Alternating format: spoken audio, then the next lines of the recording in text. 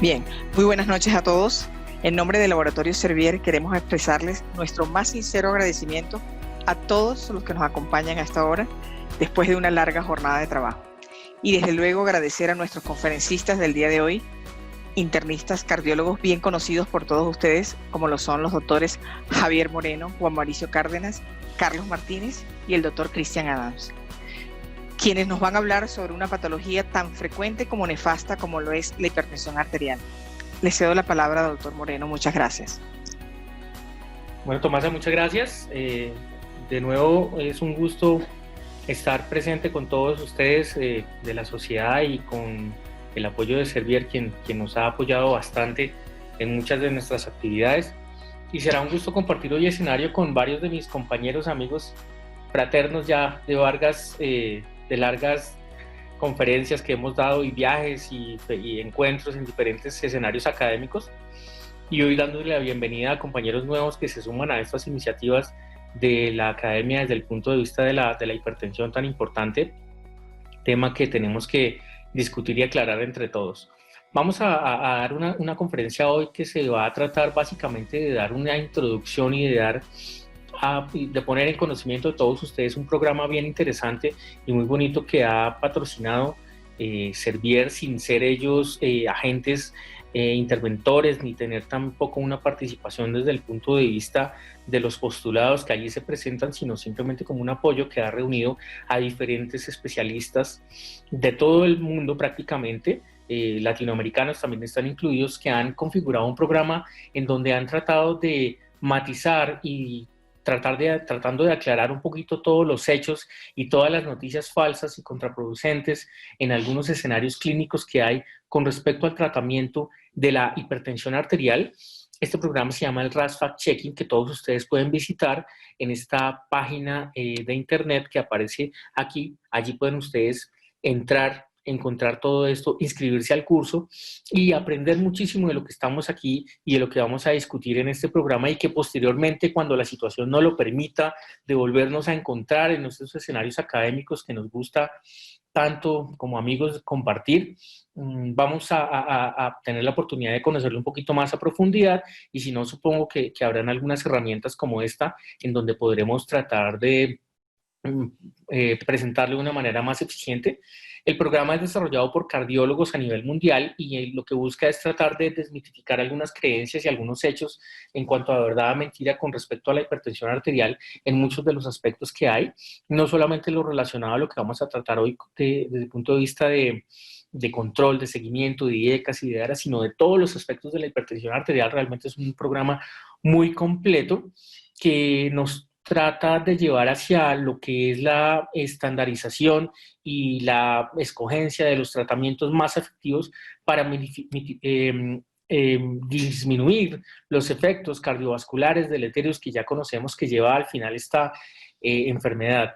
Está dirigido principalmente a cardiólogos, internistas, endocrinólogos, diabetólogos y nefrólogos, pero cualquier persona que tenga un interés genuino y tenga esa motivación importante para incrementar sus conocimientos, pues va a encontrar en esta herramienta un escenario académico bien interesante, en donde va a poder evaluar y digamos, revisar todo lo que hay con respecto a los IECAS y a los receptores antagonistas del receptor de angiotensina, incluyendo las terapias combinadas, y cómo hacer un abordaje dependiendo de las diferentes poblaciones, diferencias individuales, diferencias en cuanto a la monoterapia y la terapia combinada, hacer algunas discusiones críticas con respecto a los puntos claves y los datos falsos en cuanto a la evidencia y de las estrategias farmacológicas, y algunos temas puntuales para poder hacer una elección un poco más adecuada del medicamento que voy a utilizar y de las combinaciones que voy a usar de acuerdo al paciente específico que esté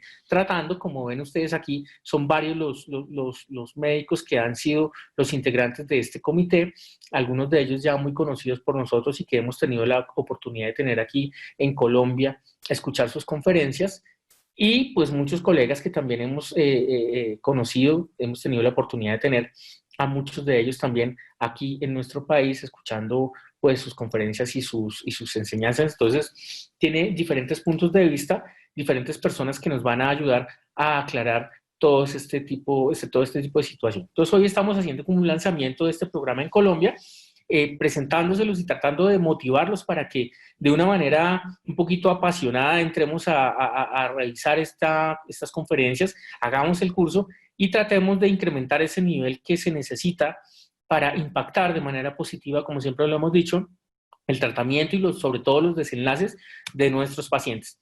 Vamos entonces hoy a compartir escenario con el doctor Carlos Martínez, quien nos va a hablar de las directrices clínicas nacionales e internacionales, el doctor Christian Adams, que nos va a hablar específicamente del diagnóstico de hipertensión arterial, y el muy bien conocido por todos nosotros, el doctor Juan Mauricio Cárdenas, quien nos va a hablar un poco de más allá de la presión arterial y el foco sobre la protección vascular. Voy a iniciar yo hablando rápidamente, no voy a profundizar en muchas cosas como se quisiera en algún escenario académico, sino voy a hablar rápidamente por efectos de tiempo y que somos 4 conferencistas y para respetar el tiempo de ustedes que nos acompañan, de empezar a hablar algo sobre la evaluación de la evidencia que hay actualmente en hipertensión arterial y esas cosas que queremos entender y aclarar inicialmente. En la dinámica de la presentación, vamos a hacer unas preguntas para tratar de ver qué es lo que está en el escenario, lo que tenemos en nuestros conceptos con respecto a diferentes puntos. Entonces, la primera pregunta es sobre un mito que hay y dice que los bloqueadores del receptor de angiotensina reducen la presión arterial mejor que los IECAs. Entonces, Jorge, si me ayudas con lanzar la encuesta, vamos a ver si esto es verdadero, falso o no sé, vamos a ver qué hay con respecto a esto en el escenario. Entonces, no sé cómo ahí, Jorge, si vamos a esperar unos 30 segunditos para ver qué respuesta tenemos en el auditorio o cuál es la creencia con respecto a este tema. La idea entonces es que vamos a presentar durante todas las conferencias una dinámica en donde vamos a presentar unos hechos y vamos a dar unos postulados que de pronto nos van a ayudar a aclarar un poquito estas dudas. No sé, Jorge, ¿podemos presentar ya las respuestas si tenemos algunas?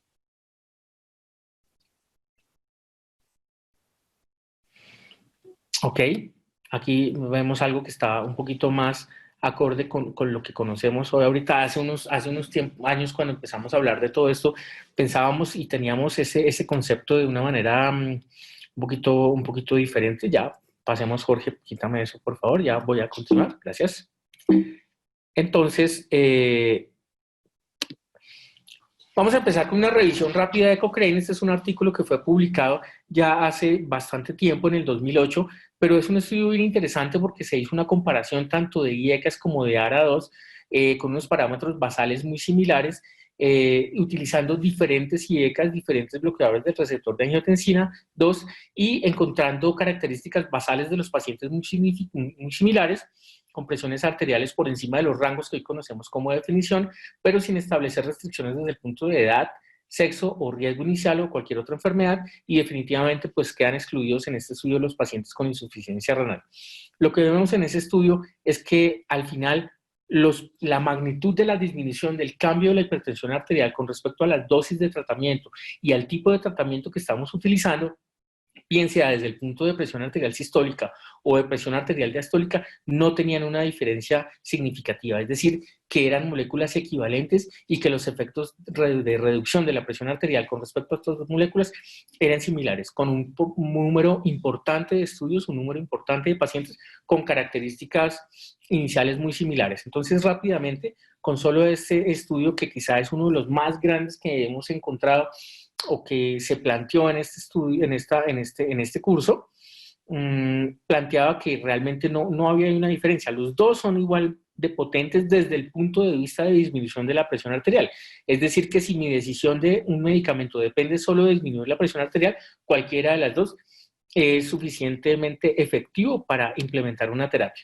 Pero en la segunda pregunta que se nos plantea, vamos a tratar de entender si los dos reducen la mortalidad por todas las causas y los episodios cardiovasculares de forma equivalente. Si los dos desde el punto de vista de esos desenlaces más allá del control de la tensión que yo quiero impactar en mi paciente desde el punto de vista de prevención y de manejo de morbio y mortalidad son equivalentes. Entonces, Jorge, a ver si mandamos la pregunta para que la gente la pueda responder. Vamos a dar solamente 20 segunditos para esta respuesta para efectos de tiempo, a ver qué hay de concepto básico de esto en el escenario.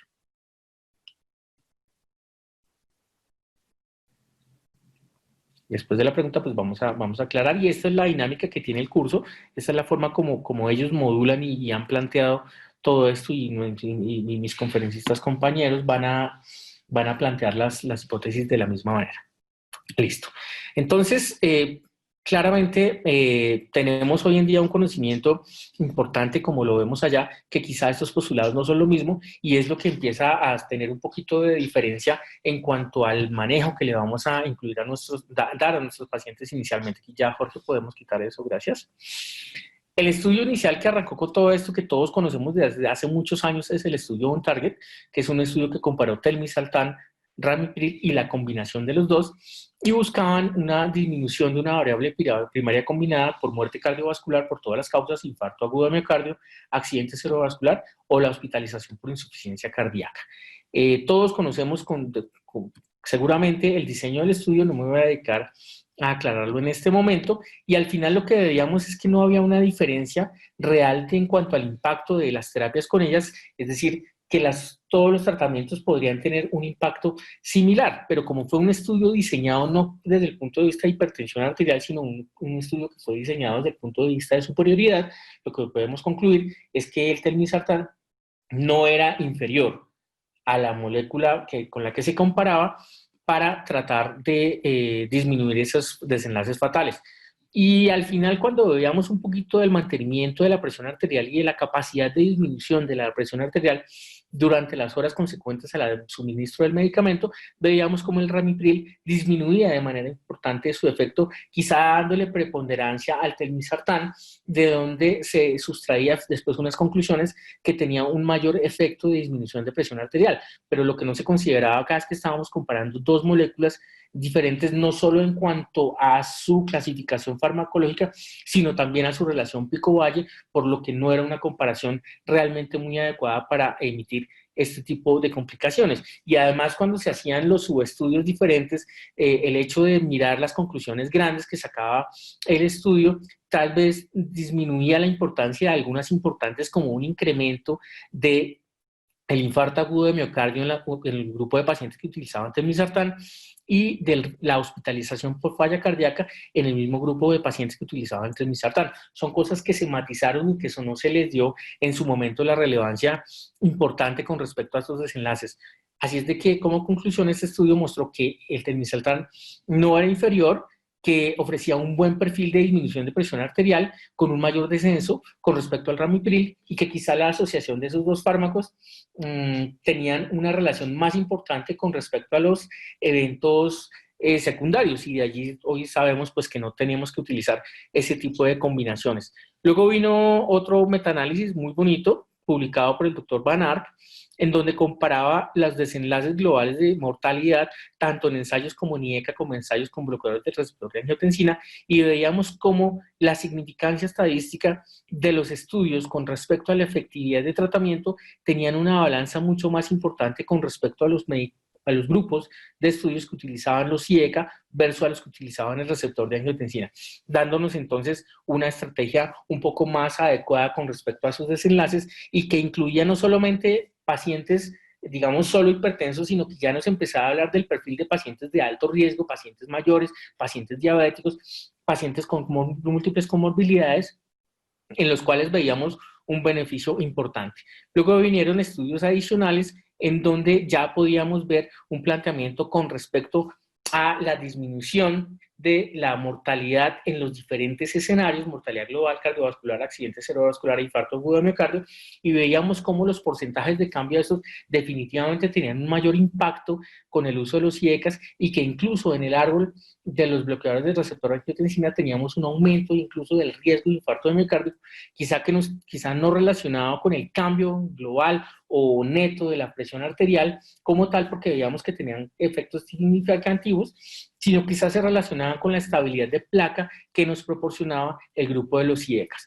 Este estudio posterior del doctor Tomopoulos mostraba cómo estos porcentajes con respecto a la variable de hazard ratio de disminución con respecto a mortalidad cardiovascular y mortalidad de todas las causas tenían unos datos un poquito con un peso, una magnitud estadística un poco más importante en el grupo de los IECAS y que en cambio en el grupo de los bloqueadores del receptor de angiotensina parecían mostrar incluso es un aumento del riesgo comparativamente con el grupo comparativo.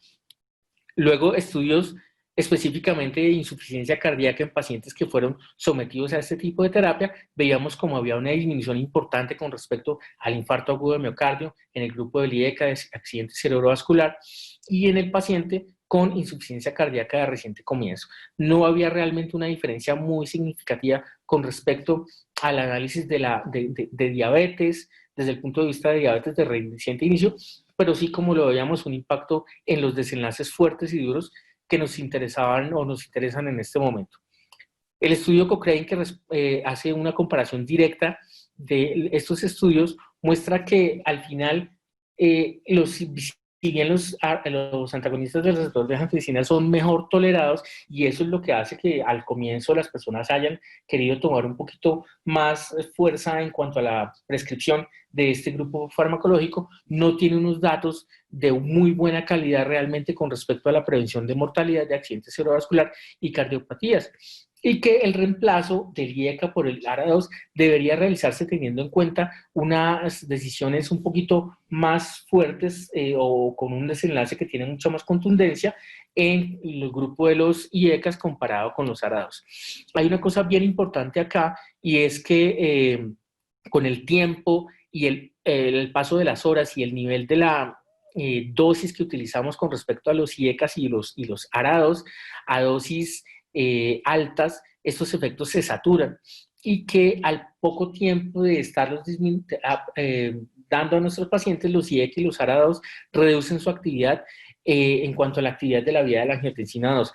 Pero esta gráfica es importante porque nos muestra una cosa fundamental que hace que para mí quizá sea la explicación de la ventaja que tiene todo este tema de los IECA y los ARA2, y es el uso el incremento de los niveles de bradykinin cuando se utilizan los IECAS, y cómo estos fomentan la preservación de la bradykinin impidiendo su degradación, y todos sabemos el efecto antiinflamatorio y de disminución incluso también del remodelamiento y de la progresión a hipertrofia ventricular de los IECAS por mecanismo de la bradykinin, mecanismo que no tienen los ARA2, y quizá por esto, para mi gusto, tienen un poco más de relevancia esta explicación con respecto a lo que no tienen en la vía de los ARA2, porque sabemos que aquí lo que estamos es bloqueando un mecanismo de vasoconstricción, profibrótico, proinflamatorio, de producción de radicales libres, en tanto que el grupo las bradykininas, que también son moduladas con sobreexpresión por los IECAS, van a favorecer vasodilatación, antifibrosis, antiinflamación, antirradicales libres y antitrombosis, que todos estos son efectos benéficos que se suman a la cascada de eventos positivos y de impacto positivo con nuestros pacientes. Esta es una gráfica muy rápida en donde vemos cómo hay una diferencia con respecto a cada uno de los eventos que hemos estado mencionando, comparando los medicamentos. Por lo tanto, al final vemos que realmente no hay tal disminución de la mortalidad aumentada con el grupo de los receptores de angiotensina. Entonces vemos que si bien hay una disminución equivalente en cuanto a la magnitud de la presión arterial, no tenemos un impacto significativamente similar o equivalente en cuanto a las dos moléculas, y eso pues ya nos empieza a diferenciar un poquito el árbol de lo que vamos a elegir. Vamos por cuestiones de tiempo, aquí no hacer la pregunta de participación. Vamos a quitar eso, Jorge, por favor.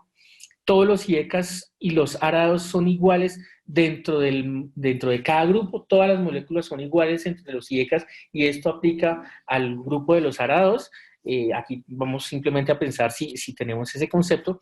Vemos cómo desde el comienzo de las gráficas, cuando estamos hablando de semividas y de biodisponibilidad, todos son diferentes. Cada una de las moléculas tiene una situación completamente diferente, y en cuanto a la relación meseta-valle-pico, la situación es diferente, y lo que nosotros queremos es medicamentos que tengan una mejor relación valle-pico para que podamos darlos una sola vez al día. Esto al final lo que se traduce es en cuántas pepas le tengo que dar yo al paciente durante las 24 horas, y entre mejor relación valle-pico tengamos, pues mejor va a tener o mayor va a durar ese medicamento. Miren lo que les decía antes, que estábamos comparando en el estudio OnTarget un medicamento con una muy baja relación Valle-Meseta con respecto a un medicamento con una buena relación Valle-Meseta. Entonces estábamos comparando peras con manzanas realmente en el estudio OnTarget, por lo tanto esa disminución o ese impacto de la disminución de la tensión arterial con las horas del tiempo quizá no hace referencia tanto a la molécula per se o al grupo farmacológico que estábamos comparando, sino a la relación Valle-Meseta de los dos medicamentos que estábamos comparando.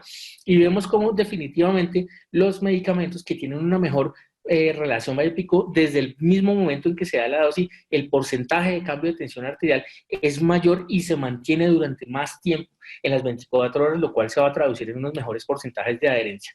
Este metaanálisis habla también con respecto a los beneficios en cuanto a mortalidad de todas las causas, diferenciando cada una de las moléculas en los diferentes grupos farmacológicos. Miren cómo la evidencia de los diferentes arados no es la misma, y realmente son muy pocos los estudios cuando uno los analiza en detalle, que es lo que nos quiere mostrar este estudio en cuanto a ese grupo farmacológico con respecto a cuáles tienen realmente un resultado significativo de la variable primaria del ensayo, en tanto que los IECAS tienen una mejor evidencia con respecto a eso, y dentro de esos hay una muy buena evidencia con aquellos medicamentos que tienen una mejor relación pico-valle y además tienen una mejor adherencia.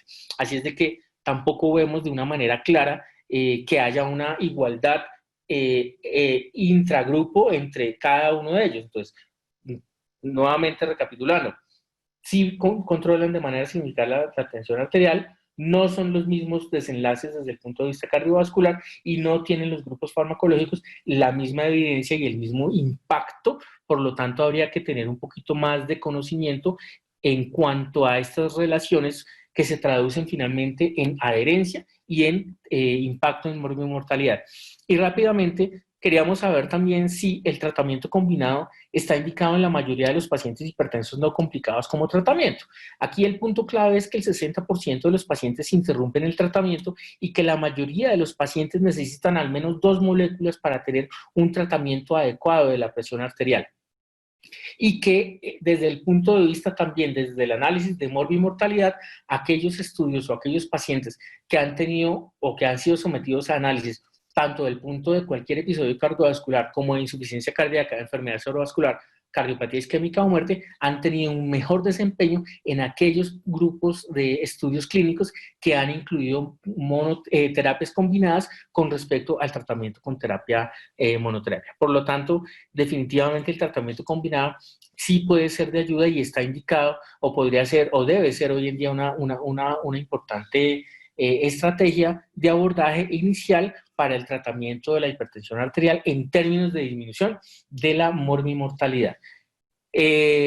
Por efectos de tiempo, pues pasamos muy rápido por muchas de las cosas. Vamos a dar paso ahora a la charla que nos da el doctor Carlos Martínez. El doctor Carlos Martínez es un cardiólogo clínico de la Clínica CardioVid, docente de la Universidad Pontificia Bolivariana, que nos va a hablar ahora acerca de las directrices nacionales e internacionales y cómo todo esto que acabo de decir se correlaciona y se modula en las guías que hoy por hoy todos seguimos y tenemos en cuenta para tratar esta enfermedad. Doctor, bienvenido, gracias. Muchas gracias, doctor Moreno, excelente charla. Déjeme, yo comparto por aquí mi pantalla. Ahí están viendo bien mi pantalla, ¿sí? Sí, doctor, tranquilo. Perfecto, bueno. Voy a hablar sobre las directrices nacionales e internacionales. Como este es un programa realizado por expertos en hipertensión a nivel mundial, entonces ustedes van a ver reflejadas aquí un esfuerzo que hacen los autores por hacer un resumen de los aspectos más relevantes de las diferentes guías, no solamente las más ampliamente reconocidas por nosotros como son las guías americanas y europeas, sino también en base a las guías latinoamericanas, canadienses, del Reino Unido y guías como las de China y de Taiwán. Lo primero que hay que decir es cuáles son para el control de la hipertensión arterial. En la población general Hay gran consenso en la mayoría de las directrices que el control, que el objetivo principal para la mayor parte de los pacientes es tener un control, una meta de presión por debajo de 140/90. Difieren sí las guías americanas, en la cual se plantea una meta para la gran mayoría de los pacientes de menos de 130/80, y esto es derivado de los datos que se obtuvieron del estudio SPRINT, que depende cómo se analicen los resultados del estudio SPRINT, y por eso de pronto las guías pueden diferir un poco en esta recomendación. Hay un poco más de variabilidad en la recomendación en las personas adultas mayores, y en parte es también parte por la definición de adulto mayor. Miren que en algunas guías se parte de la base de pacientes de más de 60 años, en otros más de 65, otros más de 75 años y otros más de 80 años. Una cosa muy relevante que hay que tener acá, un punto muy relevante, es que cada vez se hace más referencia en las guías actuales sobre diferenciar entre aquellos adultos mayores frágiles versus aquellos adultos mayores que están bien acondicionados, porque aquellos adultos mayores frágiles posiblemente van a tener mayores potenciales efectos adversos de la terapia y no van a ser buenos candidatos a darles tratamientos intensivos. Aquí las guías americanas siguen proponiendo para estos adultos mayores una presión sistólica de menos de 130, las guías europeas menos de 140/80. También los límites inferiores de presión arterial que se proponen es no bajar por debajo de 120/70 de presión arterial. En cuanto a los pacientes diabéticos, sí hay un gran consenso en que la meta debe ser de menos de 130/80, y en pacientes con enfermedad renal crónica, los europeos proponen una meta de menos de 140/90, mientras que las guías americanas menos de 130/80. Aquí ya se hace un paralelo del consenso versus las discrepancias en diferentes aspectos del tratamiento de la hipertensión arterial. Esto es en cuanto a la visión general de la directriz del tratamiento farmacológico. Hay gran consenso en que definitivamente el tratamiento se debe individualizar para satisfacer las necesidades del paciente, que se deben usar principalmente cuatro grupos terapéuticos, que son los diuréticos, principalmente similares a la tiazida como indapamida, los antagonistas de calcio dihidropiridínicos, los IECAs y los antagonistas del receptor de angiotensina. Se debe intentar simplificar los regímenes terapéuticos mediante el uso de medicamentos de acción prolongada que se puedan dar una sola vez al día, y también con el uso de asociaciones en un único comprimido, asociaciones de medicamentos en una sola pastilla. Alcanzar cuanto antes el control de la presión arterial mejora la persistencia o adherencia al tratamiento. La educación del paciente también es primordial para la persistencia en el tratamiento, y una monitorización regular de los pacientes. En cuanto a las discrepancias, la mayoría de las guías no recomiendan como primera elección los betabloqueantes para el manejo de los pacientes hipertensos, pero las guías canadienses sí recomiendan dentro de los medicamentos de primera línea los betabloqueadores.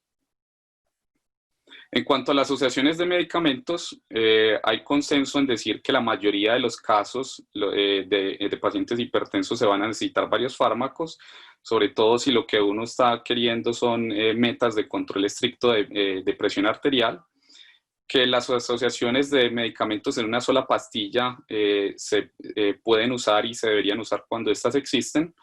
Los IECAs y los antagonistas del receptor de angiotensina no es prudente combinarlos, pues ya está demostrado que producen más riesgo que beneficio, y la combinación triple preferida en la mayor parte de las recomendaciones es la asociación de un calcio antagonista, un diurético tipo tiazida y un IECA o un antagonista del receptor de angiotensina. En cuanto a las discrepancias, están sobre la recomendación de tratamiento inicial con más de un fármaco. Las guías europeas, canadienses y chinas recomiendan iniciar con varios fármacos desde el principio. Hay otras que no lo recomiendan así. No hay consenso sobre el grupo terapéutico inicial que debe utilizarse, es decir, si debemos empezar con un calcio antagonista o con un IECA o con un ARA2 o con un diurético tiazídico. Y tampoco hay consenso sobre cuáles son las mejores asociaciones duales entre esos cuatro grupos farmacológicos iniciales que utilizamos. En cuanto a las recomendaciones del tratamiento para grupos específicos, hay consenso en que se requieren recomendaciones específicas de tratamiento para los pacientes con comorbilidades asociadas. El tratamiento de los pacientes de raza negra debe iniciarse con un calcio antagonista dihidropiridínico o un diurético tipo tiazídico, y los beta bloqueantes sí se deben preferir en aquellos pacientes que han tenido antecedente de infarto de miocardio, insuficiencia cardíaca, angina de pecho o fibrilación auricular. En este apartado no hay discrepancias. Sobre las opciones de tratamiento preferidas para la población general, en cuanto al tratamiento inicial, ustedes van a ver que hay gran consenso y homogeneidad en el uso de alguno de los 4 grupos terapéuticos iniciales, o un tiazídico, o un IECA, o un antagonista del receptor de angiotensina, o un calcio antagonista. En cuanto a la asociación dual, debe hacerse entonces combinaciones de alguna de estas 4 grupos terapéuticos. Y en cuanto a la asociación triple, sí, algunas guías lo recomiendan esta asociación triple de IECA o antagonista del receptor de angiotensina con tiazídico y con calcio antagonista como la asociación triple preferida, mientras que en otras guías no se especifica de esa manera. Las demás guías, las latinoamericanas, son bastante parecidas en esta recomendación. Las guías NICE de los ingleses cambian un poco, en que ellos sí que en aquellos menores de 55 años prefieren como tratamiento de primera línea o un IECA o un antagonista del receptor de angiotensina, y en los mayores de 55 años un antagonista del calcio. Y en cuanto a asociación dual, entonces la asociación de estas 2 clases terapéuticas, y en la asociación triple agregarle un diurético tiazídico. Sobre tratamientos recomendados y especificados para poblaciones específicas, en cuanto a pacientes con enfermedad cardiovascular, aquí en esta columna se hace un resumen como de las principales comorbilidades cardiovasculares o complicaciones cardiovasculares que puede tener el paciente. Estos son los grupos terapéuticos, ¿sí? Y en color azul oscuro están las primera línea, o sea, la recomendación preferida, mientras que en azul claro estarían las de segunda línea. Entonces, aquellos pacientes que han tenido un accidente cerebrovascular previo, ustedes ven que hay más homogeneidad en recomendar un IECA o un diurético tiazídico como primera línea. En aquellos pacientes que han tenido infarto de miocardio previo, las principales recomendaciones son entonces IECAs o beta bloqueantes. En aquellos pacientes que tienen enfermedad coronaria, las principales recomendaciones van a sobre IECAs y beta bloqueantes. Los pacientes con angina de pecho, entonces las recomendaciones van más a aquellos medicamentos que tienen demostrada eficacia en el control de la angina, como son los calcioantagonistas, principalmente dihidropiridínicos, y los beta bloqueadores. En los pacientes con insuficiencia cardíaca, pues los grupos terapéuticos también que tienen más evidencia sobre disminuir desenlaces cardiovasculares son los IECAs, los antagonistas del receptor de angiotensina como segunda opción, los beta bloqueadores y como segunda opción los diuréticos. Sobre la prevención de fibrilación auricular, hay estudios que demuestran que tratar la hipertensión arterial con IECAs o con antagonistas del receptor de angiotensina disminuye la incidencia de fibrilación auricular, mas no está muy claro si aquellos pacientes que tienen fibrilación auricular se disminuye la recurrencia de la misma. En aquellos pacientes que tienen enfermedad renal crónica y proteinuria, entonces la preferencia es sobre IECAs. En aquellos pacientes que tienen enfermedad arterial periférica, la preferencia de primera línea son los antagonistas de los canales de calcio dihidropiridínicos. Los pacientes que tienen hipertrofia ventricular, la preferencia aquí está sobre antagonistas de los canales de calcio, similar a los IECAs y a los antagonistas del receptor de angiotensina. En pacientes con aterosclerosis asintomática están principalmente los antagonistas de los canales de calcio y como segunda opción los IECAs. En cuanto a microalbuminuria, los IECAs y los antagonistas del receptor de angiotensina. En aquellos pacientes con disfunción renal hay más evidencia entonces también para IECAs y para antagonistas del receptor de angiotensina. Personas mayores, aquí hay más homogeneidad sobre los antagonistas de los canales de calcio y los diuréticos tiazídicos. Paciente con síndrome metabólico más antagonistas de los canales de calcio e IECAS, pacientes diabéticos IECAS y antagonistas del receptor de angiotensina, pacientes con microalbuminuria IECAS y antagonistas del receptor de angiotensina, en pacientes con hiperaldosteronismo, pues aquellos medicamentos que tienen efectos sobre ese ejercicio de aldosterona, como son los antagonistas del receptor de angiotensina, en el embarazo pensando en evitar potenciales efectos teratogénicos muy demostrados en los IECAS y los antagonistas del receptor de calcio. La principal aquí opción son los antagonistas de los canales de calcio y como segunda elección los betabloqueantes. Y en los pacientes de raza negra, los antagonistas de los canales de calcio y los diuréticos tiazídicos son los más ampliamente recomendados. Ya para concluir esta parte, se concluye entonces que las directrices o guías deben basarse en los beneficios comprobados por ensayos clínicos e identificación de las prácticas óptimas mediante una evaluación imparcial de los datos existentes. Las directrices no cubren todas las subpoblaciones de pacientes que se ven integradas a través de los resultados de estudios aislados o análisis de subgrupos. Aquí es donde es muy importante entonces el análisis que hace uno de cada paciente, individualizar el tratamiento a cada paciente, y la flexibilidad de las recomendaciones debe tener en cuenta el sistema de salud exclusivo de cada país, con el objetivo de permitir una implementación amplia de una amplia gama de prácticas clínicas, facilitar un tratamiento individualizado y específico para cada paciente, y hay que resaltar que las directrices no tienen un carácter prescriptivo, sino que son recomendaciones. Son aquellas recomendaciones con las cuales iniciamos a tomar una decisión, mas no son el final de nuestra decisión. Muchas gracias. Quiero dar paso al doctor Adams. Muchas gracias, doctor Martínez, por su excelente presentación. Creo que vamos clarificando todos los términos y los conceptos que las guías nos proponen y estandarizar el método.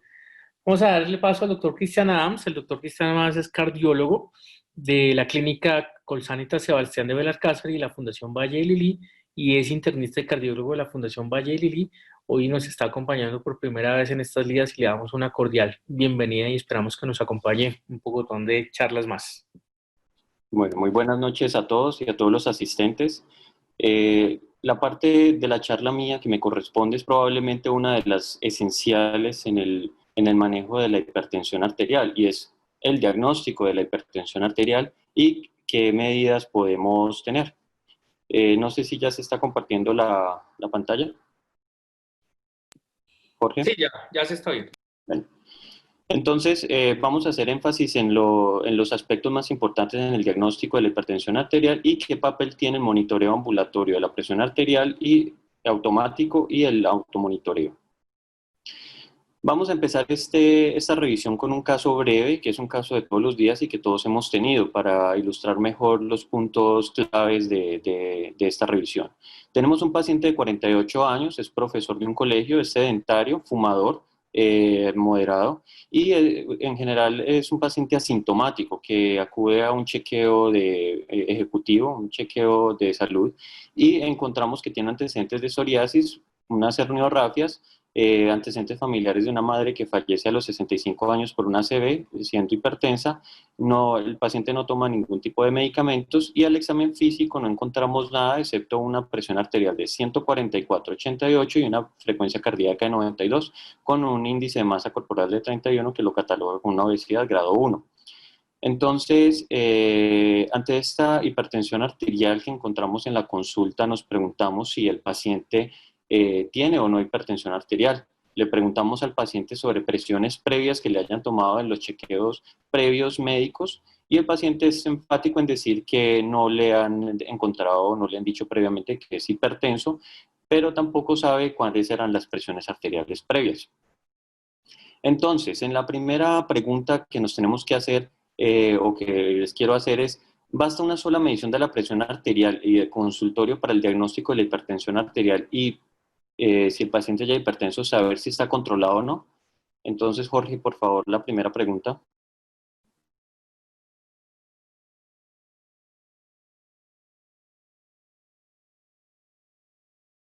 que este es un aspecto bastante importante y es un error que se comete bastante en la práctica diaria y lo cometemos bastante en los programas de riesgo cardiovascular. Yo creo que ya, Jorge, miremos los resultados. Correcto. Todos aquí los que votaron tienen pues la noción de que en general no podemos hacer el diagnóstico de hipertensión arterial con una sola medición. Entonces, primero que todo, ¿cómo diagnosticamos la presión arterial? Entonces, la presión arterial, todas las guías y los consensos describen ampliamente cómo se debe hacer el diagnóstico de la presión arterial. Y a veces es sorprendente que muchas veces la técnica y el modo en el que se enfoca la presión arterial no es el adecuado, incluyendo los programas de riesgo cardiovascular, que son su razón de ser.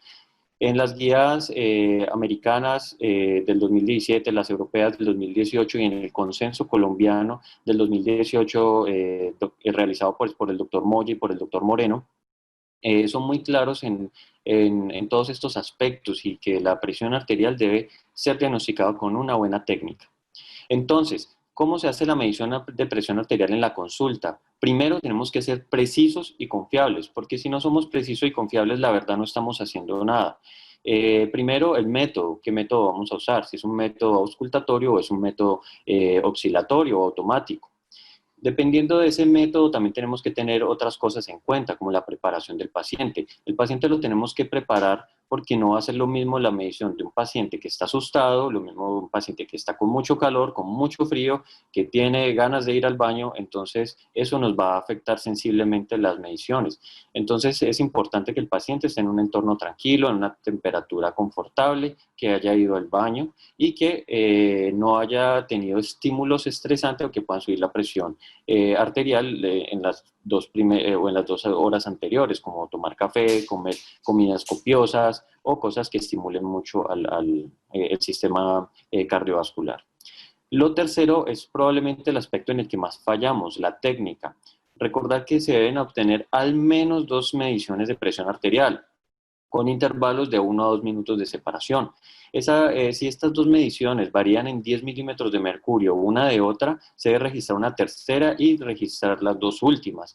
Siempre recordar que tenemos que tener un manguito adecuado para el tamaño del brazo del paciente. No sirve medirlo con un manguito más pequeño o uno más grande. Por eso debemos contar con varios manguitos para tomar la presión arterial en el consultorio. También debemos, y este es otro punto donde uno viendo la práctica de los colegas vemos que fallamos mucho, y es en la técnica, en cómo inflamos y si desinflamos. Recordar que cuando dejamos de sentir el pulso radial o braquial, se sube solamente 20 milímetros de mercurio la presión del manguito, no más, porque eso podría alterar nuestra medición. Y desinflarlo lentamente para escuchar todos los sonidos de Korokov. ¿Por qué? Porque eso uno ve típicamente que se desinfla muy rápido y se da el valor estándar, que es 120-70, 130-80, 140-90, y la verdad nosotros tenemos que ser precisos. Y hay unos estudios bien interesantes que se han hecho aquí en Colombia, donde se hacen registros de todas las EPS y se empiezan a mirar en esos programas cómo se registra la presión arterial, y la mayoría son números cerrados, y la probabilidad matemática de que se repitan estos números de 120-80 es muy baja, pero si ustedes revisan las historias clínicas, casi todos redondean los números y eso no es adecuado. Se debe registrar la presión exacta que nos dio y se la debemos comunicar al paciente y ponerlo en contexto. ¿Por qué? Porque con eso el paciente puede dar una referencia más clara para el seguimiento.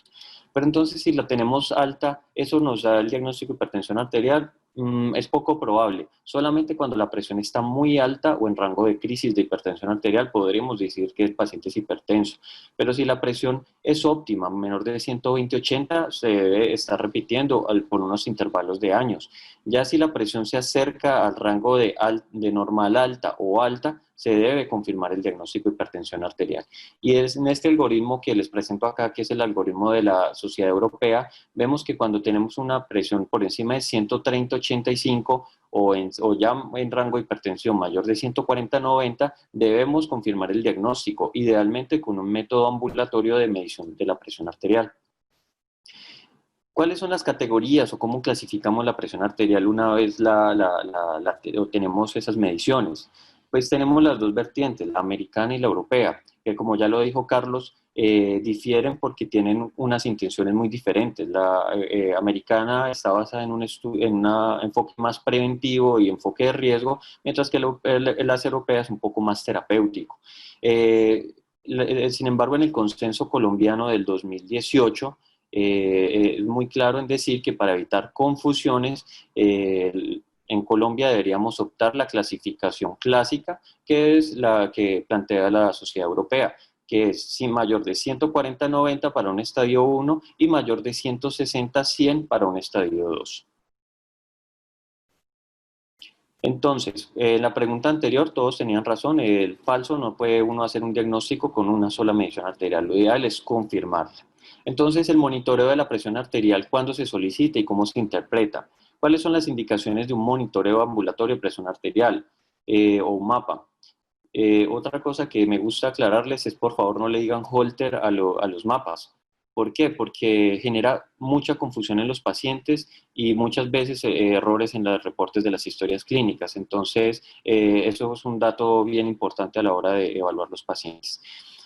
Cuando tenemos la sospecha de hipertensión arterial, deberíamos confirmarlo con un mapa. También nos sirve mucho para estadificar el paciente o clasificarlo y determinar qué fenotipo de presión arterial es, si este se beneficia de ciertas intervenciones o si es una presión de hipertensión de bata blanca o si tiene un enmascaramiento o si tiene una hipertensión nocturna. Esto nos ayuda mucho a darnos el perfil de cómo es la presión o cómo se comporta la presión arterial en estos pacientes.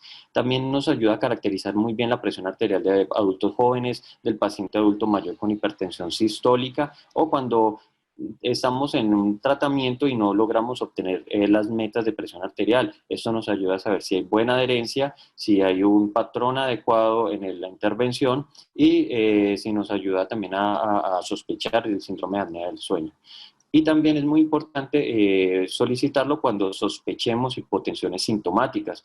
Todos aquellos pacientes que nos refieren frialdad, lipotimias o cuando empezamos unos manejos un poco más intensivos. Entonces esto nos ayuda a esclarecer esa situación. ¿Cuáles son los valores normales de la hipertensión arterial? Y de nuevo, pues acá hay un cuadro comparativo entre el Colegio Americano de Cardiología y la Sociedad Europea de Cardiología. Como le digo, el consenso colombiano tiende a establecer las metas o los cortes de diagnóstico de hipertensión arterial más de los europeos.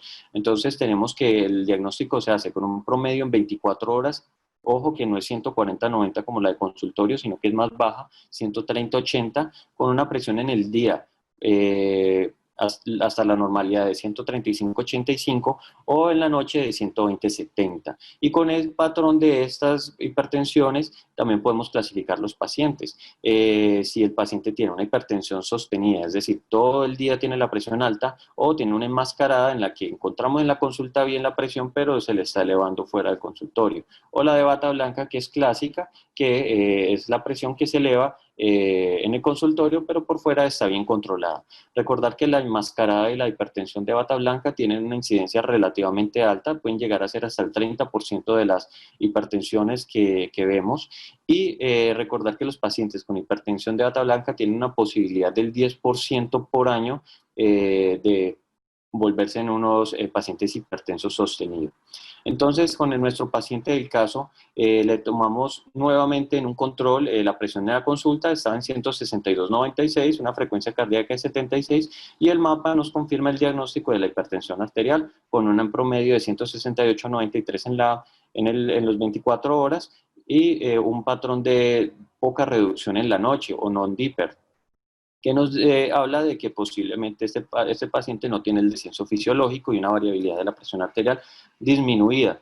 En los exámenes complementarios para buscar el compromiso de órgano blanco y comorbilidades de riesgo cardiovascular o síndrome metabólico, encontramos en el electrocardiograma hallazgos sugestivos de una hipertrofia ventricular izquierda, encontramos una disglicemia con un patrón de prediabetes, colesteroles muy aumentados y una creatinina que lo clasifica con una enfermedad renal, un estadio 3A a 1. En el ecocardiograma encontramos una hipertrofia ventricular concéntrica con una disfunción diastólica. Entonces esto ya nos da un perfil de que el paciente es un hipertenso de larga data, que ya tiene compromiso de órgano blanco y que debemos ser muy intensivos en el control de de la presión arterial, ojalá con medicamentos que impacten todos estos daños en órgano blanco. Entonces, en la segunda pregunta, ¿qué elementos necesitamos para clasificar el riesgo cardiovascular de los pacientes? Entonces, la presión arterial, el compromiso de órgano blanco, los factores de riesgo cardiovascular o todas las anteriores. Jorge, por favor, la segunda pregunta.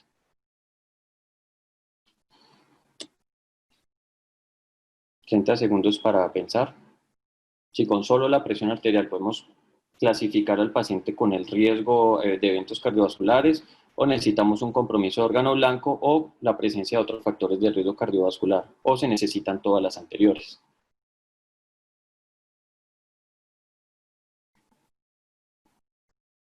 Yo creo que ya, Jorge, el tiempo. Entonces, exactamente, necesitamos todos los criterios para evaluación cardiometabólica global y con eso poder establecer el riesgo. Por favor, Jorge, retírenos la... Entonces, en todas las guías usan unas clasificaciones diferentes y unas escalas de estratificación de los pacientes diferentes. Por eso es muy importante tener en cuenta de que no podemos usar el score de los europeos o el score de aterosclerosis de los americanos, porque pues no tenemos validación en Colombia, pero sí tenemos elementos de juicio para clasificar nuestros pacientes. Y si el paciente tiene compromiso de órgano blanco y ya estamos en una estrategia de prevención secundaria o un daño de órgano blanco avanzado, pues es un paciente muy alto riesgo. Es un paciente de alto riesgo cuando tiene compromiso de órgano blanco y está muy hipertenso, o es un riesgo moderado cuando por cualquier score que usemos da un 5% de riesgo de eventos a 10 años con una hipertensión grado 2 o algún factor de riesgo cardiovascular. Y si el paciente solamente es hipertenso sin ningún otro daño asociado, pues es un paciente de bajo riesgo.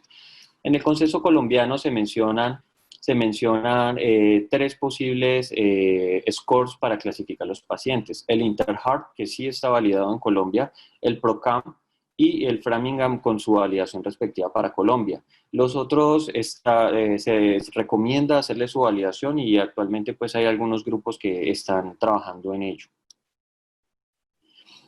Entonces, la respuesta, como ya habíamos mencionado, es todas las anteriores. ¿Y cuáles son las metas del tratamiento? Ya lo dijo muy bien Carlos. La meta es controlar bien la presión arterial, ojalá con medicamentos que impacten de manera favorable el compromiso de órgano blanco, y la reducción de la presión arterial pues lleva a esa disminución del daño mediado por hipertensión, da una protección metabólica y disminuye los eventos cardiovasculares. Entonces acá viene la tercera pregunta. Y es una frase muy de moda. En cuanto a la presión arterial, entre más bajo, mejor. Jorge, por favor, la tercera pregunta.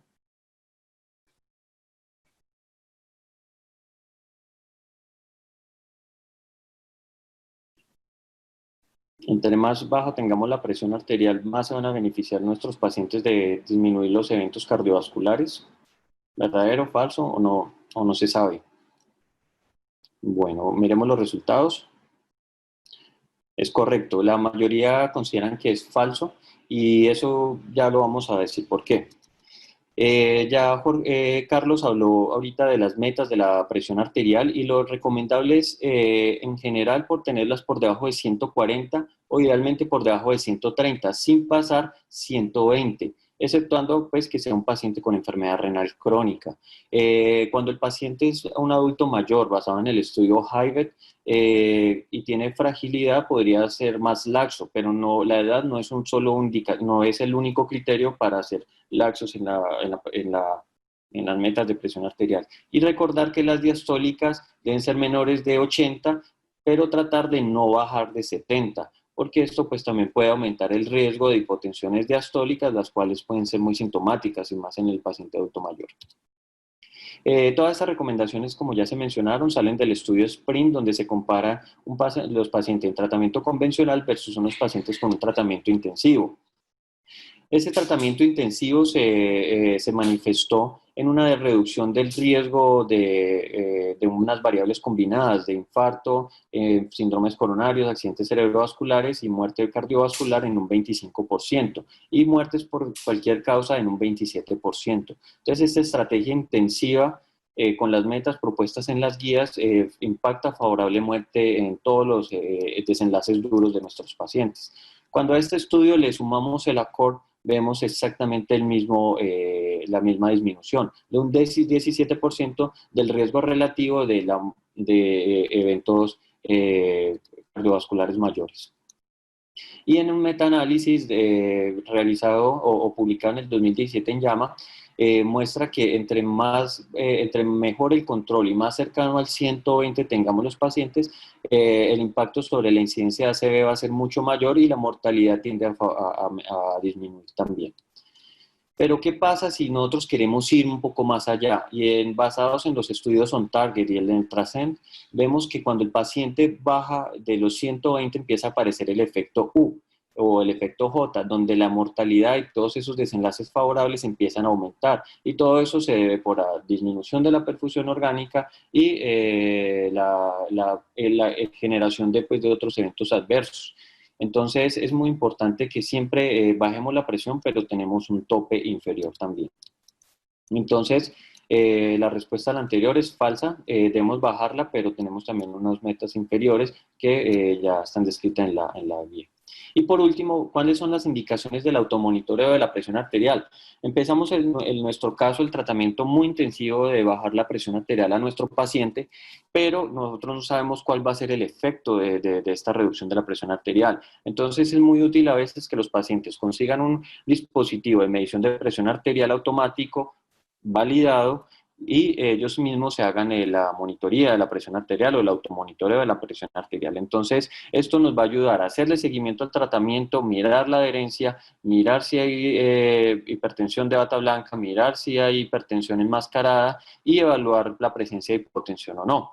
Las recomendaciones para la toma de esa predicción de la presión arterial en casa deben ser iguales que las del consultorio. El paciente debe tener unas óptimas condiciones para tener una buena medición. Y las metas son diferentes también. De nuevo nos basamos en las recomendaciones del europeo, donde las metas para decir que, o mejor dicho, el criterio, el umbral para decir que está hipertenso es mayor de 135-85 en el promedio de esa semana que ellos se miden. En conclusión, debemos ser estrictos en el diagnóstico de la presión arterial con una buena técnica. Tenemos que usar métodos complementarios para caracterizar el riesgo cardiovascular y beneficiar a los pacientes y siempre buscar esas metas para impactar los desenlaces cardiovasculares, que finalmente es lo que estamos buscando en este programa. Bueno, muy bien, muchas gracias por la atención. Doctora Adams, muchas gracias, excelente presentación. Vamos por efectos de tiempo a darle paso inmediatamente al doctor Juan Mauricio Cárdenas. El doctor Cárdenas, conocido por todos nosotros, cardiólogo, que ejerce su especialidad en la ciudad de Pereira. Doctor Cárdenas, bienvenido.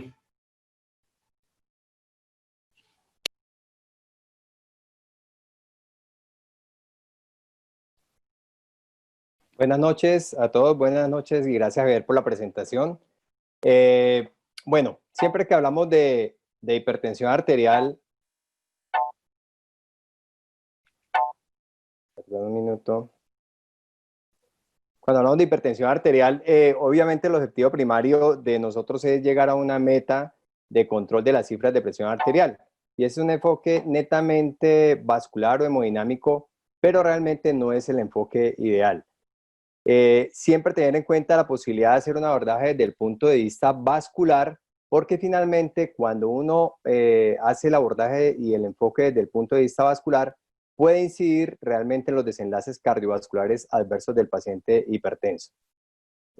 Los siguientes minutos vamos a explicar el porqué de este planteamiento. Esta es una conferencia patrocinada por Laboratorio Servier, y lo primero es decir que cuando uno piensa en enfoque vascular, tiene 3 puntos claves como objetivo terapéutico. El primero es revertir el daño endotelial que produce la hipertensión arterial, restaurando el equilibrio entre el óxido nítrico y la angiotensina 2 para finalmente retardar el envejecimiento vascular.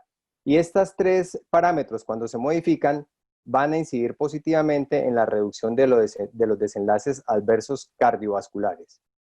¿Cuál es el papel de la lesión o disfunción endotelial en la enfermedad cardiovascular en los pacientes hipertensos? Tenemos que todas estas noxas, diabetes, hipertensión arterial, obesidad, inmunidad e infección, van a condicionar la presencia de lesión o disfunción endotelial. Eso nos va a llevar a la presencia de inflamación, que se puede expresar básicamente de 2 formas.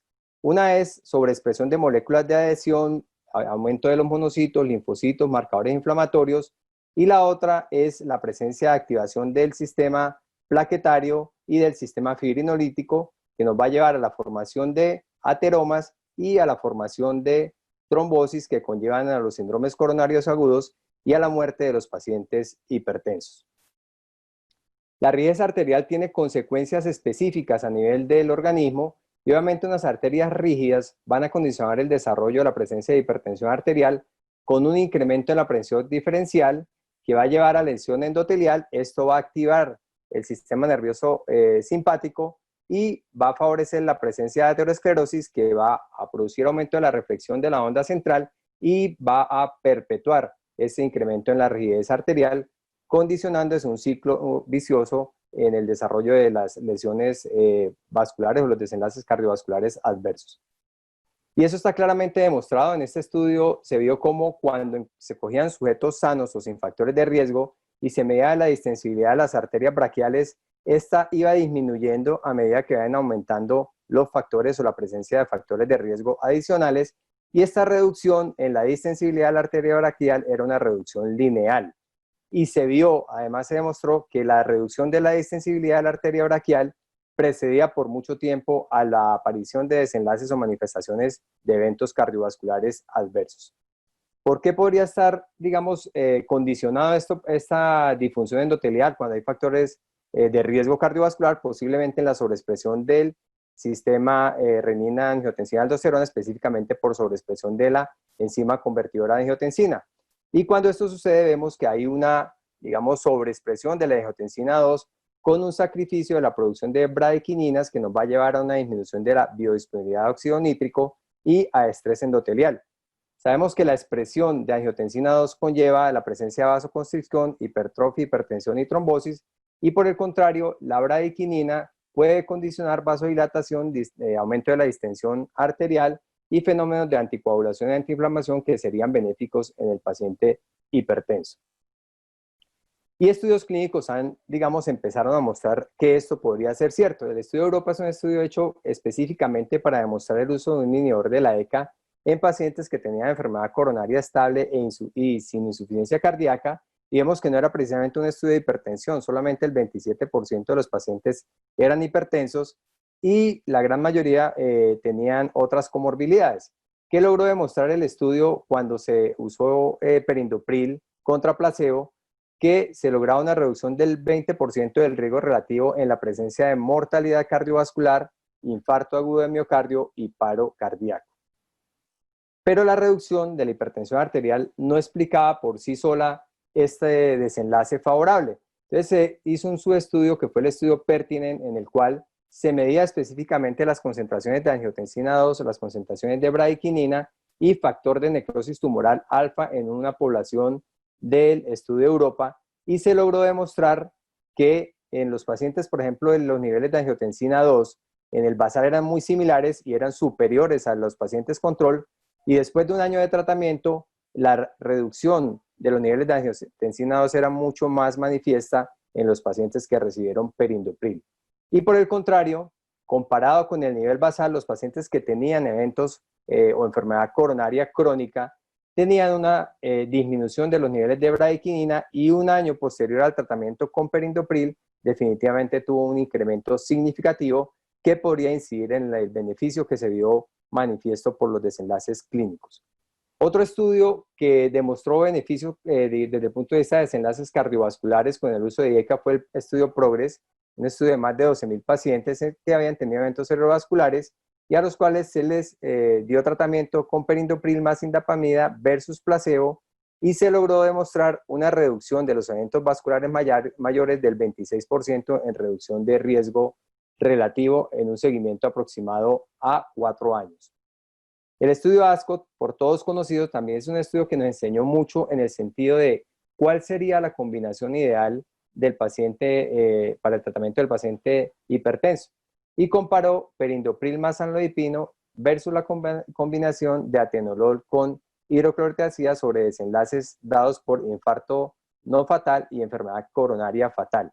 Vemos cómo la diferencia en las cifras tensionales entre los dos grupos, tanto de presión arterial sistólica como presión arterial diastólica fue mínimo, pero cuando comparamos los desenlaces, sobre todo los desenlaces de mortalidad cardiovascular, vemos cómo hay un impacto en la reducción del riesgo del 24% favorable para el grupo de amlodipino y perindopril y una reducción de mortalidad por todas las causas del 11%.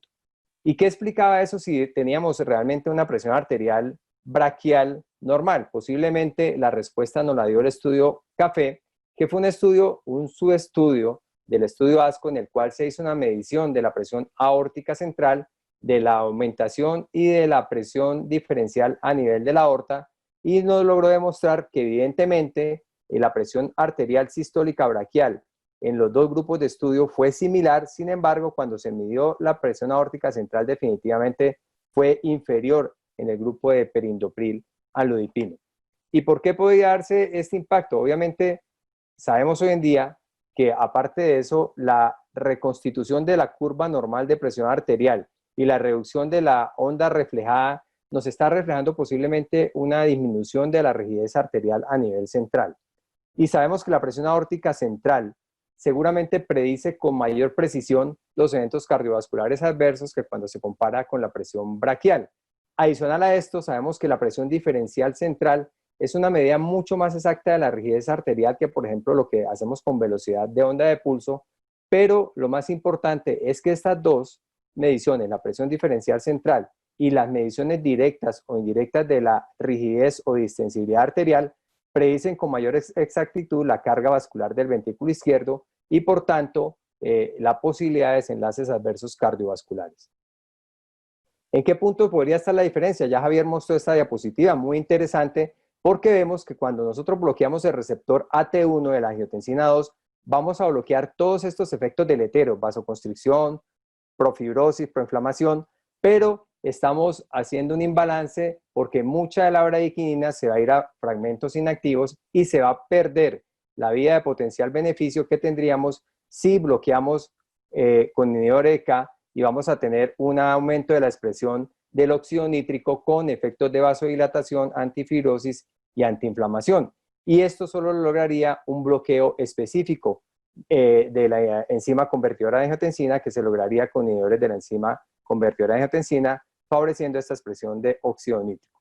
Ya lo habíamos mencionado anteriormente, en comparación entre el IEC y el bloqueante de receptor de angiotensina, definitivamente los niveles de angiotensina se disminuyen mucho más, o se disminuyen específicamente con el inhibidor de la ECA, se aumentan las concentraciones de bradiquinina y aumentan las concentraciones de óxido nítrico, que van a tener todos los beneficios vasculares que ya hemos mencionado.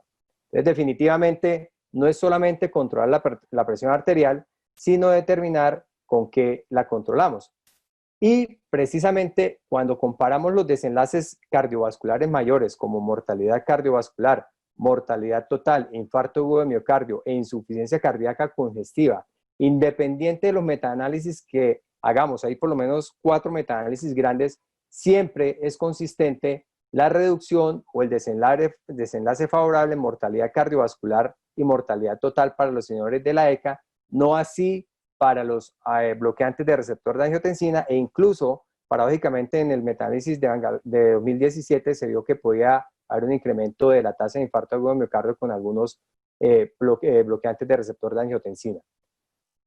Y los metaanálisis, pues hay que tener cuidado porque los metaanálisis son como un partido de fútbol, como una selección. Por ejemplo, todos predecíamos que este equipo posiblemente tiene un muy buen jugador, pero es mucho mejor tener integrantes de ese equipo homogéneos, y definitivamente en este metaanálisis, que fue la semifinal de la Copa Mundial de Fútbol del 2018, fue favorable a los IECAS.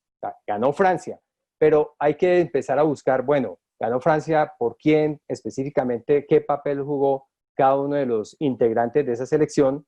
Y cualquiera de ustedes podría decir, bueno, Mbappé, Pogba, quién sabe. Pero cuando vamos a hablar específicamente de IECAS o bloqueantes de receptor de angiotensina, este metaanálisis nos demostró nuevamente consistente beneficio en el uso de inhibidores de ECA, más no en los bloqueantes de receptor de angiotensina. Pero el desenlace favorable finalmente fue jalonado por los resultados del estudio ASCOT, por los resultados del estudio ADVANCE y por los resultados del estudio IBET. y el denominador común de estos 3 estudios fue el uso de un inhibidor de la ECA específico, que fue el perindopril. Basado en esto y basado en todo estos metaanálisis, en toda esta información y en el potencial beneficio vascular y de fenómenos de evitar esa remodelación vascular y de disminuir desenlaces cardiovasculares, el común de las guías nos está planteando hoy en día el inicio de terapia inicial con inhibidor de la ECA o uso de bloqueante de receptor de angiotensina en caso de intolerancia, pero muy importante es tener en cuenta la terapia combinada dual en tableta de una sola píldora, una combinación de una tableta de dosis fija. La guía europea lo propone así y es muy importante resaltar que algunos pacientes, un porcentaje no tan alto de los pacientes con hipertensión grado 1 o pacientes hipertensos de bajo riesgo o pacientes frágiles, podría considerarse todavía el uso de monoterapia. En un segundo paso, hay que combinar, aparte del IECA y el bloqueante cálcico, el uso de un diurético, y específicamente lo ideal es que sea un diurético tiazida-like. Y el tercer paso sería la triple terapia en combinación y asociar posiblemente espironolactona en dosis de 25 hasta 50 miligramos al día, considerando en este paciente un estudio juicioso de hipertensión resistente o el uso incluso de algunos agentes específicos que ya cada día es más abierto a la consideración del uso de agentes beta bloqueantes en situaciones especiales como falla cardíaca, enfermedad coronaria o presencia de fibrilación auricular. Y una guía que posiblemente vino a terciar esa diferencia que ya mencionó el doctor Cristian y el doctor Carlos en relación a las diferentes guías, es la guía de la Sociedad Internacional de Hipertensión. Y es muy importante porque nos da unas pautas de tratamiento, llamémoslo así, esenciales y óptimas, y en lo esencial nos da como un mínimo para actuar. Y el óptimo es el ideal cuando uno cuenta con todos los recursos terapéuticos, recursos económicos, pero el mínimo esencial es lo que debemos cumplir. ¿Qué proponen ellos? El uso de medicamentos disponibles, digamos, de la terapia con la cual uno disponga, y ojalá que utilicemos terapia combinada en una sola tableta, que cuando tomemos la decisión de utilizar diuréticos sean diuréticos tiazida-like, y que se prefiera el uso de calcio antagonistas dihidropirínicos sobre los no dihidropirínicos, pero estos eventualmente se podrían usar cuando no se dispongan de los dihidropirínicos.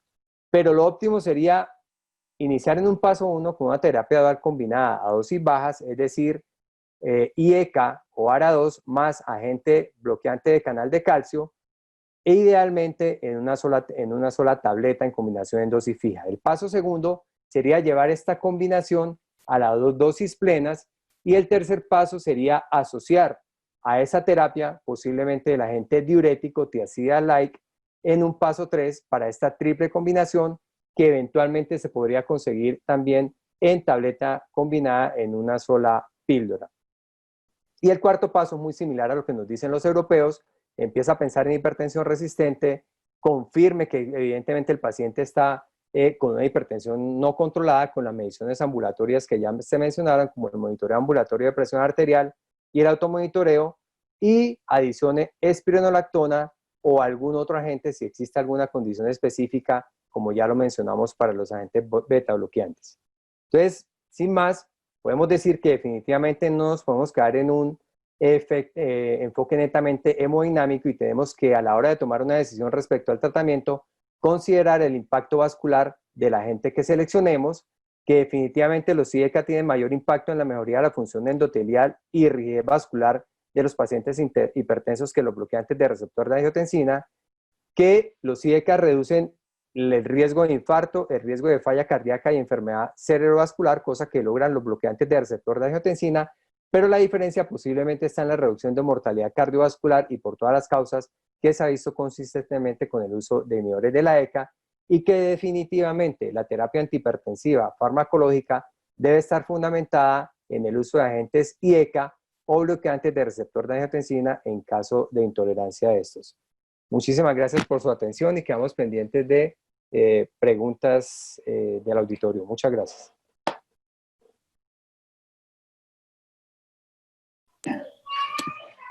Bueno, muchas gracias, doctor Juan Mauricio, por esta conferencia tan interesante y por todos los conferencistas.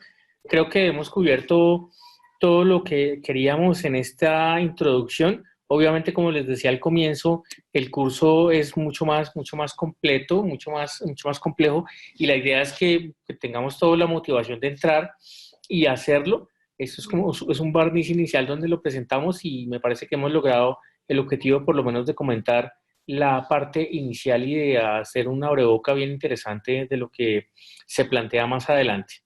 Vamos por efectos de tiempo a seleccionar unas preguntas muy rápidas que hay en el auditorio. Digamos que una que me parece muy importante es con respecto a de tantas guías, de tanto que tenemos en el árbol de uso de las publicaciones, ¿cuál sería la guía que deberíamos utilizar en nuestra población? ¿Cuál sería la guía que debemos atender y seguir para nuestro ejercicio en Colombia, en nuestro terreno? No sé cuál de nuestros panelistas quiere ayudarnos con esa pregunta que se hace repetitiva aquí en el chat. Si quiere yo le respondo esa pregunta, doctor. Gracias, doctor Martínez, muy amable. Pues a ver, para nuestra población colombiana está el consenso de expertos realizado y publicado en la revista de la Sociedad Colombiana de Cardiología 2017. Es un consenso que está muy bien hecho y bastante aterrizado a nuestra realidad. Ya el doctor Adams también mostraba cómo el consenso da pautas de cómo estratificar el riesgo en nuestra población, porque, por ejemplo, si uno ve las guías europeas, ellos estratifican el riesgo con el SCORE, ¿sí?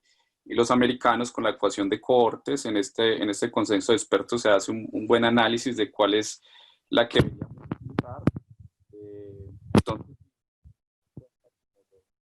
las características de la población, y sería como algo recomendado. En cuanto a guías internacionales, de pronto yo recomendaría las guías europeas, que veo que son muy completas, están bastante actualizadas y donde hacen un muy buen análisis como de la justificación de todas las terapias. Si ustedes ven lo que se ha presentado hoy, en gran parte es basado en las recomendaciones de las guías europeas. Sí, gracias. Cuando hicimos el consenso de la sociedad, nosotros nos preocupamos por revisar toda esa minucia de lo que realmente fuera aplicable a nosotros, porque no queríamos dar ni recomendaciones farmacológicas, ni de manejos, por ejemplo, la caracterización de riesgo, como tú lo dices, cosas que no fueran de nuestra realidad. Entonces, esa es una guía bien importante. Y yo también soy muy de la línea de la guía europea. Me parece que es muy aterrizada, me parece que es muy centrada, me parece que es muy correlacionable y aplicable a nuestra población. Digamos, para complementar un poquito lo que tú decías. Hay siempre una duda muy importante con respecto hacia cuál es la utilidad real del mapa. Nos da un dato, por ejemplo, de las cargas de tensión arterial y de la variabilidad de la tensión arterial, y si realmente es útil este parámetro para tratar de determinar o ajustar el manejo, y qué es lo que realmente nos dicen cuando nos hablan de carga y de variabilidad y cómo lo trasladamos al escenario clínico. No sé, doctor Juan Mauricio Cárdenas, si nos ayuda con esta pregunta. Bueno, no sé, ahorita Cristian puede complementar.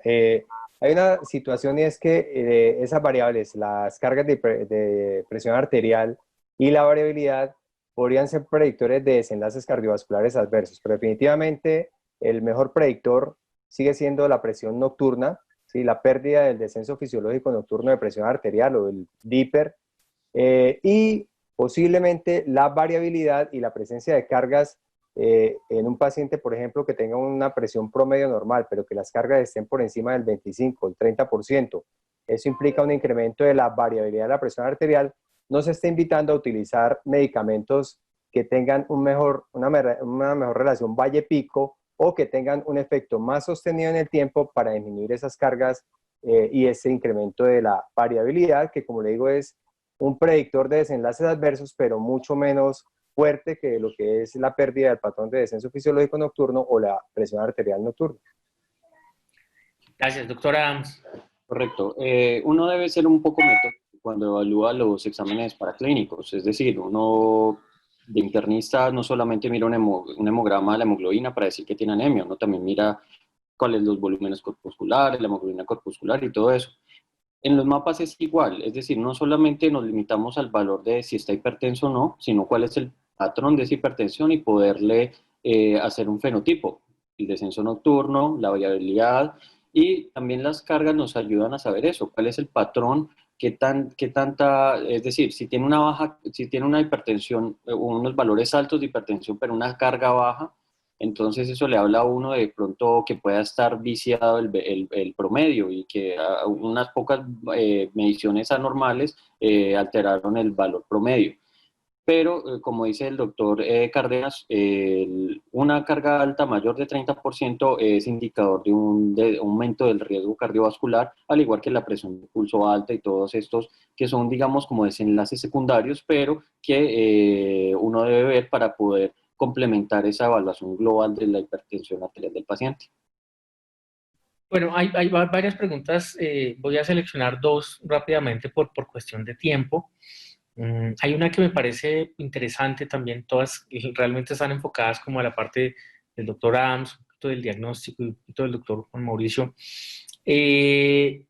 Muchas veces el mapa vemos nosotros que nos lo reportan como normal, es un mapa que habla de una tensión arterial normal, pero cuando miramos la gráfica horaria vemos varios picos de tensión arterial. Entonces vemos personas que tienen 170, 90, 180, 100, 160, 90 en varios episodios del día, pero como el mapa nos entrega un informe basado en promedios y al final el promedio pues estaba menor de parámetro, entonces nos lo reportan como normal. ¿Qué hacemos con ese dato? ¿Cómo abordamos esa situación? ¿Lo tratamos? ¿No lo tratamos? ¿Qué hacemos? Porque el mapa nos dice que la tensión es normal, pero hay picos. ¿Qué opinan con respecto a eso? Doctor Cristian. Bueno, el doctor Cárdenas iba a hablar, pero se le silenció el micrófono. Varias cosas. Es mirar bien el patrón de la hipertensión arterial, como les decía. No solamente es mirar el promedio, sino también los patrones y preguntarle al paciente esas excursiones a qué pueden corresponder. ¿Estaba haciendo ejercicio? ¿Estaba consumiendo alguna cosa que le pudiera aumentar la presión arterial? O le ayudan a uno a sospechar, en caso de un paciente joven con hipertensión arterial que uno sospecha un secundarismo, de pronto sí pueda corresponder a un feocromocitoma. Eso pues son datos clínicos que le pueden a uno ayudar a enfocar de pronto esas características de la presión arterial del paciente. El doctor Cárdenas, ¿quiere complementar ahí algo? Sí, o sea, digamos, siendo pragmáticos y desde el punto de vista de instrumento diagnóstico de hipertensión arterial, realmente uno se debe guiar por la presión promedio, pero hay que tener en cuenta qué está condicionando esa variabilidad, o sea, porque esos picos, ya lo dijo el doctor Adams, puede ser eso, puede ser incluso medidas erróneas, hay que identificarlas muy bien y revisar qué pudo haber sucedido en ese momento, o si puede hacer presencia de una variabilidad incrementada de la presión arterial del paciente. Pero desafortunadamente, como en todo en medicina, tenemos que establecer límites y esos límites hay que, digamos así, respetarlos. Objetivamente, si el promedio da para que el paciente clasifique como normotenso, el paciente es normotenso y uno como clínico ya tiene que empezar a ver cómo modifica esa variabilidad, esa respuesta a ciertas situaciones en la variabilidad de la presión arterial, pero no podría ser ninguna intervención, digamos, desde el punto de vista farmacológico. No se justificaría. Entonces, como considerar ¿qué hago con el hipertenso de bata blanca? ¿Sí? ¿Lo trato, no lo trato? Y posiblemente la tendencia hoy es simplemente hacer una vigilancia, unas recomendaciones de cambios terapéuticos o hábitos de vida saludable y hacerle un seguimiento a esos pacientes en el tiempo, porque un porcentaje, o sea, el porcentaje de pacientes que tienen hipertensión de bata blanca o que tienen ese incremento de variabilidad de la presión arterial, que con el tiempo se tornan hipertensos, es mucho mayor que en los pacientes que el mapa les sale completamente normal. Muy bien. Y una pregunta ya para cerrar, bueno, dos preguntas, pero parte de lo mismo. Es con respecto a en qué momento debemos tomar la decisión de hacer un estudio de lesión de órgano blanco. Por ejemplo, preguntan aquí cuándo un fondo de ojo, cuándo hacer un ecocardiograma. Y si encuentro, por ejemplo, alteraciones en el ecocardiograma, como la hipertrofia, de acuerdo a lo que hemos hablado, entonces mejor un IECA, un ARA2, como esos dos componentes. ¿Cuándo decido yo llevar mi abordaje clínico a buscar esas manifestaciones secundarias de la hipertensión y qué hago con ellas, doctor Martínez? Perdón, ahora aquí. Sí. En cuanto a la hipertrofia ventricular, yo veo pues una pregunta que plantea uno de los participantes sobre si darle IECA a esa paciente que tiene hipertrofia ventricular pero sin hipertensión arterial. Aquí una de las cosas pues que yo diría es que lo primero es que uno tiene que buscar cuál es la causa de esa hipertrofia ventricular, porque la hipertensión arterial solamente es una de las potenciales causas de hipertrofia ventricular. Muchos pacientes que tienen hipertrofia ventricular, sin usted encontrar los hipertensos, pues tendrá que buscar una causa diferente de hipertensión arterial. Hay cardiomiopatías llamadas cardiomiopatías hipertróficas o cardiopatías infiltrativas. Entonces, yo creo que tendría uno que establecer es mejor cuál es la etiología. Y ahí sirve mucho hacer un mapa porque hay que mirar si de pronto lo que el paciente tiene es una hipertensión arterial enmascarada. Un paciente que uno lo encuentra normotenso en consultorio, pero el solo hecho de ver hipertrofia ventricular le debe hacer uno sospechar que de pronto sí sea hipertenso y hay que hacerle un mapa, nos ayudará a esa parte. Sobre la búsqueda de daño de órgano blanco, daño de órgano blanco se debe buscar en todos los pacientes con hipertensión arterial. De pronto, aquellos pacientes que tienen hipertensiones estadios 2, ¿sí? O que han tenido crisis hipertensivas, pues tenemos que ser mucho más enfáticos en buscar el daño de órgano blanco y también buscar causas secundarias de hipertensión arterial. No sé qué dicen los otros compañeros. No, de acuerdo. En el caso que plantea Carlos, definitivamente lo primero que hay que descartar es que el paciente tenga hipertensión arterial enmascarada o hipertensión arterial oculta. La búsqueda de daño de órgano blanco debe ser sistemática. Siempre, todo paciente hipertenso debe tener unos paraclínicos básicos en los cuales lo que precisamente buscamos es la presencia de daño de órgano blanco que nos van a ayudar a clasificar el riesgo y a orientar la terapia del paciente. Y muy importante, pensar o vigilar, si ustedes encuentran a un paciente que tiene daño de órgano blanco, es decir, albuminuria, hipertrofia ventricular izquierda, y tienen tensiones arteriales limítrofes altas o tensión arterial normal alta, ese paciente hay que hacerle un monitoreo buscando precisamente hipertensión arterial enmascarada. Sería lo de recomendar. Ya después, si uno lo hace un mapa y definitivamente el paciente no es hipertenso, ahí sí buscar otras causas de hipertrofia ventricular izquierda. Bueno, muchas gracias. Yo creo que ya por cuestión de tiempo vamos a dar por terminada la sesión. Creo que hemos abordado unos temas muy interesantes. Muchas gracias por las conferencias muy buenas que hemos tenido y hemos podido disfrutar en el día de hoy. Muchas gracias a Servier por el apoyo en estas actividades, siempre incrementando nuestro nivel de conocimiento de hipertensión arterial. Y les reitero a todos la invitación para que exploren un poquito de del curso de hipertensión que nos ofrece esta plataforma. Por ahí me preguntaban cómo es la página web. Les repito, es www.rasfactcheck.com. Pueden consultarla y pueden entrar allí para explorarlo y hacer el curso. Es un curso bien interesante, está disponible para todos. Muchas gracias, muy amables a todos y espero volvernos a encontrar pronto face to face y que todo esto pueda recuperarse rápidamente y nos volvamos a encontrar así como nos gusta. Muchas gracias. Bueno, buenas noches a todos. Bueno. Que descansen. Buenas noches. Hasta luego.